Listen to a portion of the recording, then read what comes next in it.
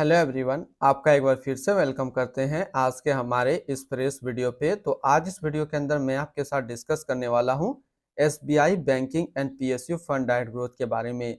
इसमें मैं आपसे डिस्कस करूंगा कि ये जो म्यूचुअल फंड है इसने पिछले 1 साल, 3 साल, 5 साल या फिर एनुअल रिटर्न क्या दिया है, आज के डेट में इसका एक एनएवी का प्राइस क्या है, ये कितने स्टार रेटिंग म्यूचुअल फंड है, इसमें मिनिमम एसआईपी अमाउंट क्या लगा सकते हैं और इसका फंड साइज क्या है।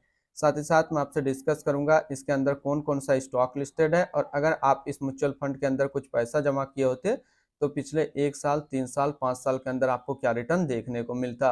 और लास्ट में मैं आपसे डिस्कस करूंगा कि क्या हमें SBI banking and PSU fund diet growth के अंदर इन्वेस्टमेंट करना चाहिए या फिर नहीं करना चाहिए। अगर आपने ऑलरेडी इन्वेस्ट किया है तो आगे आप अपना एसआईपी या फिर लमसम के साथ क्या करेंगे।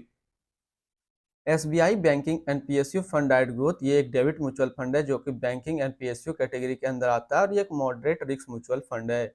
इसने जो पिछले 1 साल में रिटर्न दिया है वो 7.72% का रिटर्न है। 3 साल में जो रिटर्न है वो 5.55% का रिटर्न है। 5 साल के रिटर्न के ऊपर बात करते हैं तो 5 साल में 6.48% का रिटर्न है और अगर एनुअल रिटर्न की बात करें तो एनुअल रिटर्न है 7.91% का, यानी कि बेटर देन एफडी के जैसा ही ये परफॉर्म कर रहा है। एनएवी के ऊपर बात करते हैं तो आज के रेट में इसका एक एनएवी का प्राइस है 3069 रुपया। रेटिंग की बात करें तो ये 3 स्टार रेटिंग म्यूचुअल फंड है।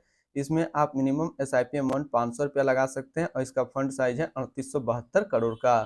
अब हम लोग बात करते हैं रिटर्न कैलकुलेटर पे कि अगर आप इस म्यूचुअल फंड के अंदर मंथली कुछ जमा किए होते तो फिर आपको क्या रिटर्न देखने को मिलता। अगर आप इस म्यूचुअल फंड के अंदर मंथली 5,000 का एसआईपी करते तो 1 साल में आपका पैसा जमा होता 60,000, आपको मिलता 62,077 रुपया। यानी कि एसआईपी के थ्रू आपको 1 साल में करीब 3% का रिटर्न देखने को मिलता। 3 साल की बात करें तो 3 साल में आपका पैसा जमा होता 1,80,000, आपको मिलता 1,96,456 रुपया, यानी कि करीब 9% के आसपास रिटर्न है। और 5 साल की बात करें तो 5 साल में आपका पैसा जमा होता 3 लाख, आपको मिलता 3,47,253 रुपया, यानी कि एसआईपी के थ्रू 5 साल में आपको 15% का रिटर्न देखने को मिलता। अब अगर बात करते हैं कि अगर आप इस म्यूचुअल फंड में एक बार में 1 लाख रुपया लमसम किए होते तो 1 साल में आपका 1 लाख रुपया 1,07,720 रुपया होता। 3 साल में आपका 1 लाख रुपया 1,17,591 रुपया होता और 5 साल में आपका 1 लाख रुपया 1,36,880 रुपया होता। होल्डिंग की अगर बात करते हैं तो इसके अंदर जो टोटल स्टॉक लिस्टेड है वो टोटल 43 स्टॉक लिस्टेड है। अगर हम इसमें टॉप 10 स्टॉकर्स के सेक्टर वाइज डिस्कस करें तो पहला दो तो यहाँ पे आपको मिलेगा जीओआई जो कि सोवर ग्रेन क्षेत्र में है। तीसरा है nuclear power corporation of India limited energy, ONGC petro addition limited energy. फिर दो आपको जीओआई मिलेगा सोवर ग्रेन क्षेत्र पे। Power finance corporation limited financial, GAIL India limited energy, national bank for agriculture and rural development financial, power grid corporation of India limited energy के क्षेत्र में है। अगर इसकी होल्डिंग एनालिसिस की बात करें तो डेब्ट पे है 96.5 और कैश पे है 3.5%। अब इसकी डेबिट सेक्टर एलोकेशन को देखें तो फाइनेंशियल पे है 44.2, सॉवर ग्रेन पे 25, एनर्जी पे 23.4, अदर्स पे 7.3%। इसके एडवांस रेशियो की अगर बात करें तो इसका प्राइस टू अर्निंग रेशियो और पीबी रेशियो का डाटा अभी अवेलेबल नहीं है।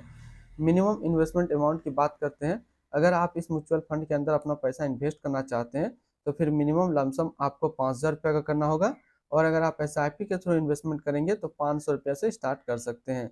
अब हम लोग रिटर्न एंड रैंकिंग के ऊपर बात करते हैं, यहीं पे आपको समझ में आएगा कि क्या हमें SBI banking and PSU fund के अंदर इन्वेस्ट करना चाहिए या फिर नहीं करना चाहिए।